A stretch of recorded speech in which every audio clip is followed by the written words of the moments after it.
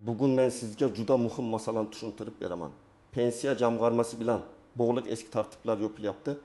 Ayrim hujjatlar va ma'lumotlar vaqtida rasmiylashtirilmasa. Ertaga pensiya tayinlashda odam o'zi kutmagan muammoga duch kelishi mumkin.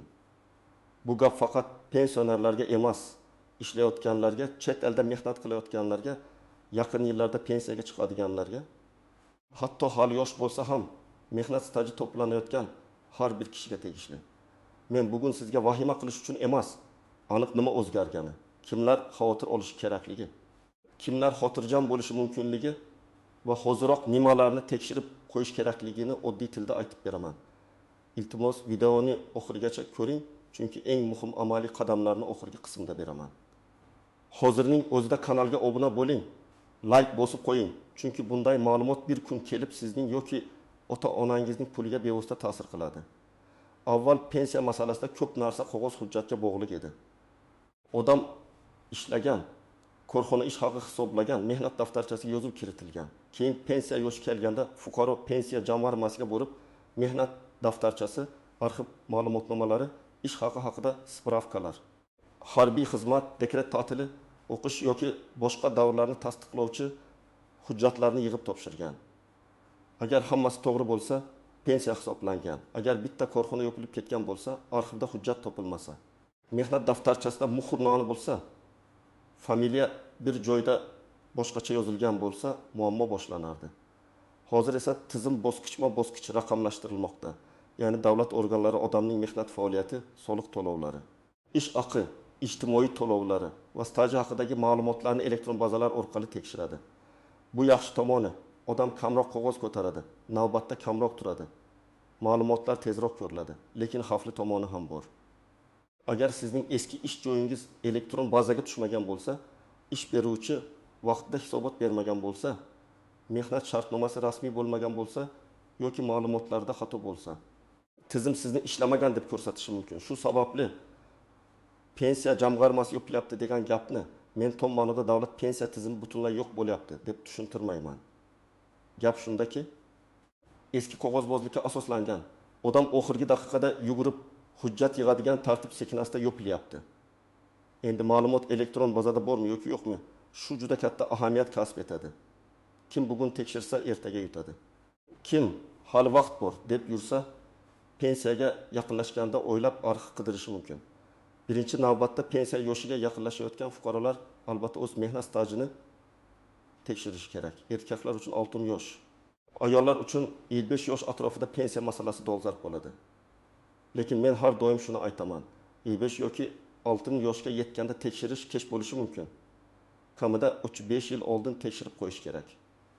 Chunki yo'qolgan hujjatni topish, arxivga so'rov yuborish, sobiq korxonani aniqlash, sud orqali faktni tasdiqlash vaqt oladi. Masalan, bir fuqaro 1994 yildan 2002 yilgacha zavodda ishlagan. Mehnat daftarchasida yozuv bor, lekin zavod keyin yopilgan. Elektron bazada esa bu davr ko'rinmayapti. Agar u kishi pensiyaga chiqqan kun borib murojaat qilsa, xodimlar arxiv ma'lumotnomasi olib keling deyishi mumkin. Arxiv esa hujjatni bir kunda bermaydi. Ba'zan 15 kun, ba'zan yil oy, ayrim holatda undan ham ko'proq vaqt ketadi. Agar korxona hujjatlar arxivga topshirilmagan bo'lsa, masala yanada murakkablashadi. Natijada pensiya tayinlash cho'zilishi, miqdori kam chiqishi yoki ayrim davrlar umuman hisobga olinmasligi mumkin. Ikkinchi guruh norasmiy ishlaganlar. Juda ko'p odamlar men 10 yil ishlaganman deydi, lekin ish beruvchi mehnat shartnomasi qilmagan, oylikni konvertda bergan, soliq va ijtimoiy to'lovlarni o'tkazmagan. Bunday holatda odam aslida ishlagan bo'lsa ham pensiya tizimi uchun u davr ko'rinmasligi mumkin. Men buni juda ko'p ko'rganman. Odam qurilishda, savdoda, oshxonada, fermer xo'jaligida yoki kichik sexda yillar davomida mehnat qilgan, lekin rasmiy hujjat yo'q. Pensiya tayinlanayotganda esa staj yetmayapti degan javobni eshitadi. Oddiy misol, ayol kishi 20 yil bozorda savdo qilgan. Har kuni ertalabdan kechgacha ishlagan, oilasini boqqan, lekin yakka tartibdagi tadbirkor sifatida ro'yxatdan o'tmagan, ijtimoiy soliq to'lamagan, mehnat shartnomasi ham bo'lmagan. U kishi o'zini men 20 yil ishladim deb hisoblaydi. Lekin pensiya hisobida bu 20 yilning hammasi tan olinmasligi mumkin. Shuning uchun men har bir tomoshabinga aytaman, mehnat qilayotganingiz yetarli emas. mehnatingiz rasmiy ko'rinishi kerak. 3-guruh chet elda ishlayotganlar, Rossiya, Qozog'iston, Turkiya, Koreya yoki boshqa davlatlarda ishlayotgan fuqarolar ko'p. Agar siz chet elda rasmiy ishlayotgan bo'lsangiz, o'sha davlatdagi ijtimoiy sug'urta, soliq, mehnat shartnomasi bo'yicha hujjatlaringizni saqlang. Agar norasmiy ishlayotgan bo'lsangiz, pensiya stajingiz bo'yicha xavf bor. Ayrim xalqaro kelishuvlar bo'lishi mumkin. Lekin har bir davr avtomatik hisoblanadi deb o'ylamang. Chet eldagi ish staji tasdiqlanishi uchun hujjat, tarjima, legalizatsiya yoki apostil kabi talablar chiqishi mumkin. Bu masalani oldindan aniqlash kerak.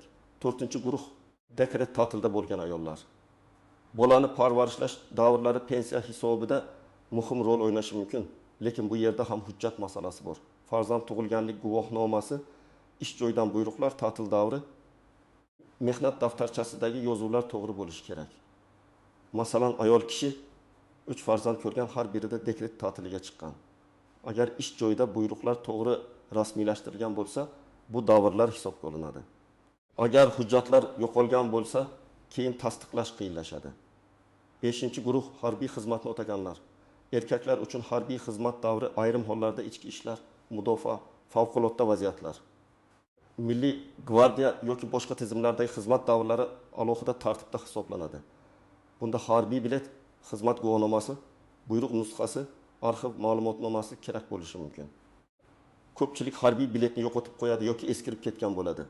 Men maslahat beraman. Hozirdan hujjatlaringizni skaner qiling, nusxa oling, alohida papkada saqlang. 6-guruh yakka tartibdagi tadbirkorlar. O'zini o'zi band qilganlar va fermerlar. Siz biznes qilayotgan bo'lsangiz, pensiya uchun eng muhim savol: ijtimoiy soliq yoki tegishli majburiy to'lovlar vaqtida to'langanmi? Faqat patent olganman, do'kon ochganman yoki karta orqali savdo qilganman degani avtomatik to'liq staj bo'ldi degani emas. Tizimda sizning to'lovlaringiz ko'rinishi kerak. Masalan, tikuvchilik qilayotgan ayol o'zi band qilgan sifatida ro'yxatdan o'tgan bo'lsa, lekin to'lovlarni vaqtida qilmasa, keyin pensiya hisobida kutgan natijani ko'rmasligi mumkin. Kimlar unchalik xavotir olmasa bo'ladi? Agar siz davlat tashkilotida yoki yirik rasmiy korxonada ishlagan bo'lsangiz, mehnat shartnomangiz bo'lgan bo'lsa, ish haqi bank kartangizga tushgan bo'lsa, soliq va ijtimoiy to'lovlar o'tkazilgan bo'lsa, elektron mehnat daftarchangizda ma'lumotlar to'g'ri ko'rinsa, sizda xavf kamroq. Lekin kamroq degani umuman tekshirmasa bo'ladi degani emas. Chunki xatolar hamma joyda bo'lishi mumkin. Ism, familiya bitta harf bilan noto'g'ri kiritilgan. Pasport almashganda ma'lumot bog'lanmay qolgan. Ishga kirish sanasi noto'g'ri yozilgan. Ishdan bo'shash buyrug'i elektron tizimga tushmagan bo'lishi mumkin. Eng katta tuzoq. Odam mehnat daftarchasida yozuv bor ekan, hammasi joyida deb o'ylaydi. Aslida mehnat daftarchasi muhim, lekin ayrim holatlarda yetarli bo'lmasligi mumkin. Ayniqsa yozuv noaniq bo'lsa, muhr o'qilmasa, ishga qabul qilish va bo'shatish buyruq raqamlari bo'lmasa, korxona nomi o'zgargan bo'lsa, hujjat tekshiruv talab qiladi. Shuning uchun eski mehnat daftarchangizni bu mening asosiy mehnat daftarilim deb uyda sandiqda saqlab qo'ymang. Uni tekshirtiring. Zarur bo'lsa arxiv ma'lumotnomasi bilan mustahkamlang. Ikkinchi tuzoq: ish haqi miqdori. Pensiya faqat stajga emas, ayrim davrlardagi ish haqi ma'lumotlariga ham bog'liq bo'lishi mumkin. Odam 30 yil ishlagan bo'lishi mumkin. Lekin ish haqi to'g'risidagi ma'lumotlar to'g'ri bo'lmasa, pensiya miqdori kutilganidan past chiqadi. Masalan, fuqaro 2000-2005 yillarida yaxshi maosh olgan, lekin korxona hisobotida kam ko'rsatilgan yoki hujjatlar topilmagan. Natijada u davr pensiya hisobida to'liq aks etmasligi mumkin. Shu sababli ish haqidagi spravkalar, hisob-kitob varaqalari, bankdan tushumlar, soliq ma'lumotlari juda muhim. 3-tuzoq: familiya, ism va otasining ismidagi farqlar. Ayollar turmushga chiqqanda familiyasini o'zgartiradi. Ba'zan eski hujjatda qizlik familiyasi, yangi pasportda turmushdagi familiya turadi. Agar nikoh guvohnomasi yo'qolgan bo'lsa yoki arxivida yozuv topilmasa, stajni bog'lashda muammo bo'lishi mumkin. Masalan, mehnat daftarchasida Karimova Dilbar yozilgan. Hozirgi pasportda Tursunova Dilbar turibdi. Bu bir odam ekanini nikoh guvohnomasi yoki FHDYO ma'lumotnomasi bilan tasdiqlash kerak bo'ladi. Shuning uchun ism, familiya o'zgargan bo'lsa, barcha tasdiqlovchi hujjatlarni saqlang. 4-tuzoq: korxona nomi o'zgargan, qo'shilgan yoki tugatilgan bo'lishi. Sovet davrida 1990 yillarda, 2000 yillarda ko'plab zavod, kolxoz, shirkat, aksiyadorlik jamiyatlari qayta tashkil etilgan. Bir korxona avval kolxoz bo'lgan, keyin shirkat xo'jaligi, keyin fermerlar uyushmasi, keyin butunlay tugatilgan. Siz o'sha yerda ishlagansiz, lekin orqada hujjat boshqa nomda yotgan bo'lishi mumkin. Oddiy fuqaro buni bilmaydi. Shu bois orqiga so'rov yozganda faqat hozir esingizda qolgan nomni emas, taxminiy yillar, manzil, rahbar nomi, bo'lim, lavozim kabi ma'lumotlarni ham ko'rsatish kerak. 5-tuzoq. Meni ish beruvchim hammasini qilib qo'ygan degan ishonch. Ha, ish beruvchi ma'lumot kiritishi kerak, lekin ish beruvchi xato qilishi, kechiktirishi yoki umuman bajarmasligi mumkin. Natijada zarar sizga tegadi. Shuning uchun men har bir ishlayotgan odamga yiliga kamida bir marta o'z elektron mehnat faoliyati va soliq to'lovlarini tekshirishni maslahat beraman. Bu shifokorga profilaktika uchun borishga o'xshaydi. Kasal bo'lganda emas. Oldindan tekshirilsa, muammo kichikligida hal bo'ladi. 6-muhim jihat. Pensiya tayinlash uchun murojaatni kechiktirmaslik. Pensiya yoshi kelayotgan bo'lsa, oldindan tayyorgarlik ko'ring. Ba'zi odamlar tug'ilgan kunimdan keyin 6 oy o'tib boraman. Baribir hisoblab berishadi deb o'ylaydi. Qonunchilikda murojaat muddati va to'lovni qaysi sanadan boshlash masalalari bor. Shuning uchun aniq muddatni o'zingiz yashayotgan hududdagi pensiya jamg'armasi bo'limidan yoki rasmiy xizmatlardan tekshirib oling. Kechikish pul yo'qotishga olib kelmasin. 7-jihat nogironlik pensiyasi, boquvchisini yo'qotganlik pensiyasi va yoshga doir pensiya tartiblari bir xil emas. Kimdir qo'shnim shunday hujjat topshirdi. Menga ham shunday bo'ladi deydi. Bu noto'g'ri. Har bir pensiya turi bo'yicha talablar boshqa. Nogironlikda tibbiy mehnat ekspertiza hujjatlari, boquvchisini yo'qotganlikda vafot etgan shaxsning staji va oila a'zolari hujjatlari, yoshga doir pensiya desa, yosh staj va ish haqi ma'lumotlari muhim bo'ladi. Bir odamning tajribasini hamma uchun umumiy qo'yda deb qabul qilmang. Endi eng muhim qismga keldik. Men sizga aniq qadamlarni aytaman. Birinchi qadam, shaxsiy hujjatlaringizni tartibga keltiring. Pasport yoki ID karta, JSH-shir. Istir bo'lsa soliq ma'lumotlari, mehnat daftarchasi, diplom, harbiy bilet, nikoh guvohnomasi, familiya o'zgarganini tasdiqlovchi hujjatlar, farzandlar tug'ilganlik guvohnomalari. Ishga kirish va ishdan bo'shash buyruqlari nusxalari, ish haqi haqidagi ma'lumotnomalar bitta papkada bo'lsin. Hujjatlarni oddiy telefon bilan rasmga olib qo'yish ham foydali, lekin yaxshisi skaner qilib. Alohida fleshka yoki bulutli xotirada saqlang. Ikkinchi qadam, elektron ma'lumotlaringizni tekshiring. MyOKG'ab uz orqali shaxsiy kabinetingizga kiring. Agar elektron raqamli imzo talab qilinsa, uni rasmiy tartibda oling. Shaxsiy kabinetda mehnat faoliyati, soliq to'lovlari, ijtimoiy to'lovlar, pensiya bilan bog'liq xizmatlar bo'yicha mavjud ma'lumotlarni ko'ring. Agar biror yil yo'q bo'lsa, darhol nima uchun yo'q deb savol bering. Kutmang. 3-qadam, hozirgi ish beruvchingizdan ma'lumotlarni aniqlang. Kadrlar bo'limiga yoki buxgalteriyaga murojaat qilib, siz bilan tuzilgan mehnat shartnomasi elektron tizimda ko'rinyaptimi? Ishga qabul qilingan sana to'g'rimi? Lavozim to'g'rimi? Oylikdan soliq va ijtimoiy to'lovlar o'tyaptimi? Shuni so'rang. Agar hammasi joyida desa ham, yozma yoki elektron tasdiq oling. Men doim aytaman. Og'zaki gap pensiya hisobida dalil bo'lmaydi. 4-qadam, eski ish joylaringiz ro'yxatini tuzing. Qog'ozga yoki telefonga 10-dagi yoshingizdan boshlab qayerda ishlaganingizni yillar bo'yicha yozing. Masalan, 1998, 1992 maktabda o'qish, 1992, 1994 harbiy xizmat, 1995, 2007 zavod, 2007, 2008 kollej, 2008, 2015 xususiy firma, 2015 hozir davlat tashkiloti. Har bir davr yoniga dalil yozing. Mehnat daftarchasida bor. Buyruq nusxasi bor. Arxiv kerak, hujjat yo'q. Shunda sizda aniq xarita paydo bo'ladi. 5-qadam, arxivga murojaat qiling. Agar eski korxona yopilgan bo'lsa, tuman yoki viloyat arxiviga, ba'zan idoraviy arxivga so'rov yuboriladi. So'rovda ism, familiyangiz, tug'ilgan sana, pasport ma'lumotingiz, ishlagan yillaringiz, korxona nomi, lavozim, bo'lim, taxminiy manzil, imkon bo'lsa, rahbar yoki bosh buxgalter nomini yozing. Menga pensiya tayinlash uchun 1996-2002 yillardagi ish staji va ish haqi to'g'risida ma'lumotnoma kerak deb aniq yozing. Noaniq yozilgan so'rovga noaniq javob keladi.